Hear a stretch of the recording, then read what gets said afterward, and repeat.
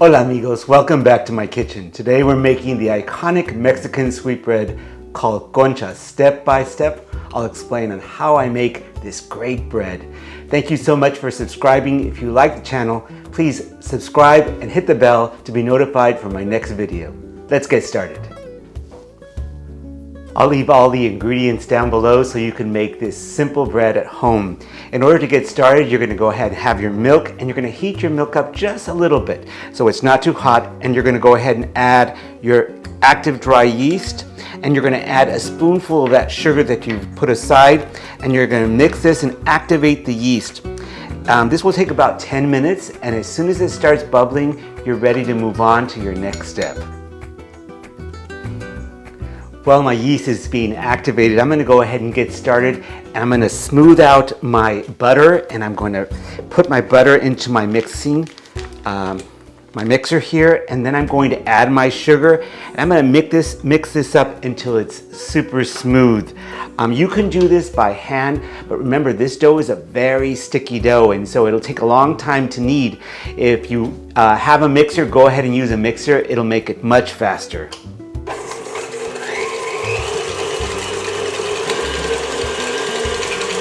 My butter has now been smoothed out with the sugar, and my yeast is foamed up and doubled in size. So what I'm going to do is I'm going to transfer my yeast over to another container, and then I'm going to beat my eggs and add my eggs inside. So let's go ahead and beat those eggs in. And we're just going to help this out, get started, and we're going to put this into our yeast, and we're going to mix this all together. And then we're ready for our following step. The next step is very simple. We're going to add our salt into our flour, and we're going to give this a mix, and we're going to add this into our mixer. So we're going to go ahead and add, and you know what I like to do is I like to add half the flour right now and then half afterwards. And then I'm going to add my vanilla. So I go ahead and add a half right now, and then I'm going to get my yeast with eggs and add that into the blender. I'm going to put my dough mixer here, my attachment, and I'm going to mix this up, and then I'm going to continue adding the next portion right after I see it's connected together. I'm going to mix this together, and then slowly I'll be adding in the next bit of flour. So after about 10 minutes, you go ahead and take off your dough, and it should be nice, not sticky at all. And you want to get a bowl and put some oil in it, put it in there, and then you're going to cover it up with some plastic wrap, and you're going to put it in a warm place for anywhere between 1 hour and 2 hours, and you're going to allow this to double in size. Now we're ready for the topping. While my dough is rising now, I'm going to get ready to make the topping. I'm going to put my shortening into my mixture. I changed the paddle here, and I'm going to add my shortening, and then I'm going to add my flour, and I'm going to mix this together until it creates a dough consistency. As soon as it's done, you'll see this, and then we're ready for our next step. I'm going to divide this in half.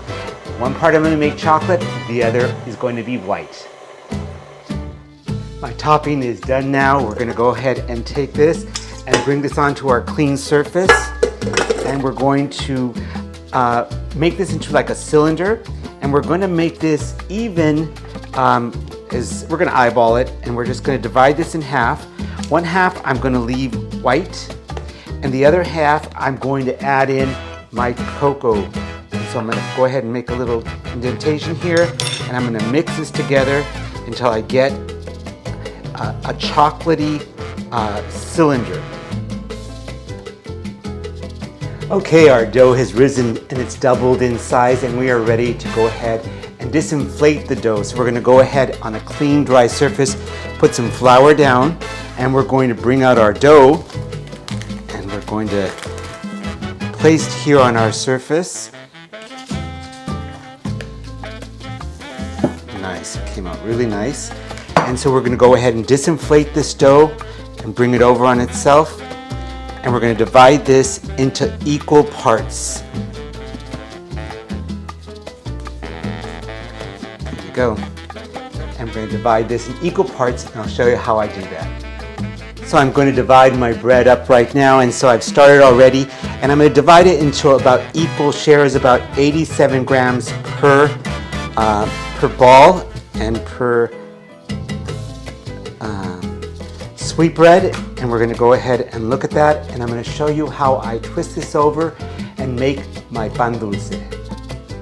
So I go ahead and grab my dough and I bring it inward just like this on all sides.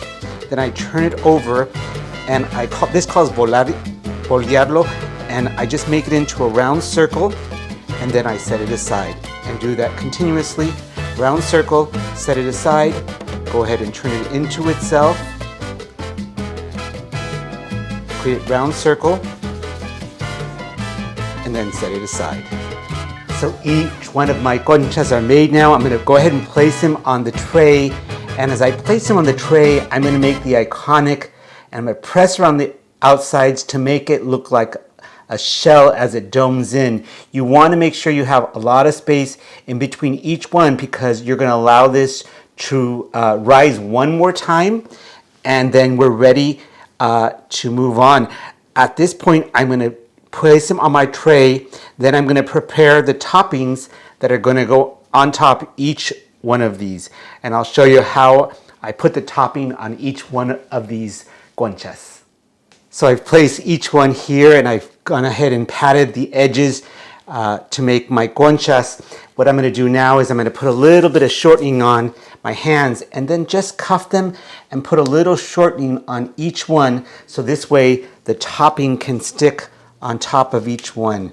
And so we're just going to moisten this, and so we could adhere the topping on each of these conchas. And now I'm ready to move forward and create my top conchas for each one, and I'll show you how I do that now. And now I'm ready to make the toppings for each of these. I'm going to divide this, just eyeball it into 6 equal parts as close as possible. I'm going to put them here in a little bit of flour, and I'm just going to roll them into equal sized balls as much as possible. And then I'm going to put them in the press, and then I'm going to lay them on top of each of the conchas, and then I'm going to stamp it. If you don't have a stamp, that's okay. You can go ahead and use a knife to do this. And now I'm ready to use my toppings here. I'm going to put a little bit of flour here on my surface. I'm just going to lightly press down and make a circle just a little bit larger than the actual concha. I'm going to place it here, scoop it up, place it on top. I'm going to cuff it so it sticks and adheres, and then I have a stamp. I'm going to go ahead and use my stamp and place one on each of these. So I went ahead and started putting the stamp on each of these. So I'm going to go ahead and put my topping on, go ahead and place my stamp on, and then just move on to each one just like this. Okay, I went ahead and put the toppings on each one, stamped each one. Now it's time to wait one more time. So I'm going to set them aside in a warm place, cover them up, and allow them to double in size. And as soon as they double in size, we're ready to bake. Okay, they've increased in size and we're ready to start baking. You're going to bake at 350 degrees Fahrenheit for about 15 to 18 minutes until the bottom is golden brown. Let's get started on that.